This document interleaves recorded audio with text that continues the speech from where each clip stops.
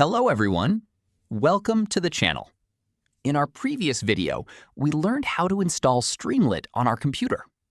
Now, it's time to build our very first Streamlit application. So let's get started. The first thing we need is a project folder. Create a new folder anywhere on your computer. You can give it any name you like. For example, My First Streamlit App. Now, open this folder in Visual Studio Code. This is where we'll write our code. Now, look at the left side of Visual Studio Code. Click on the New File icon. Create a new file and name it app.py. Let's understand this file name. The word app can be anything. For example, hello.py, main.py, project.py. The important part is .py. The .py extension tells the computer that this is a Python file.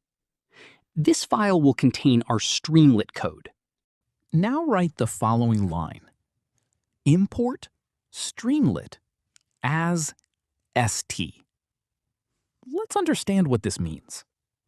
The word import means bring something into our program. Imagine you're cooking. Before you start cooking, you collect all the ingredients you need. Programming works the same way. Before we can use Streamlit, we need to bring it into our program. That's why we write import Streamlit.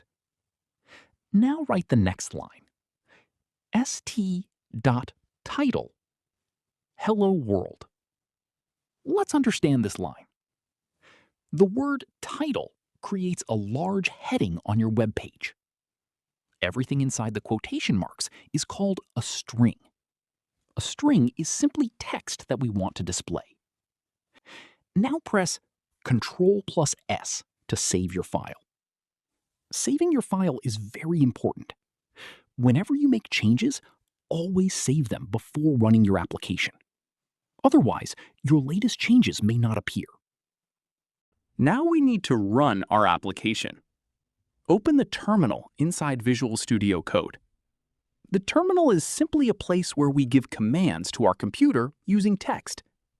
Think of it as talking to your computer through commands. Now type the following command. Streamlit run app.py. Then press enter. Let's understand this command. The word Streamlit tells the computer that we want to use Streamlit.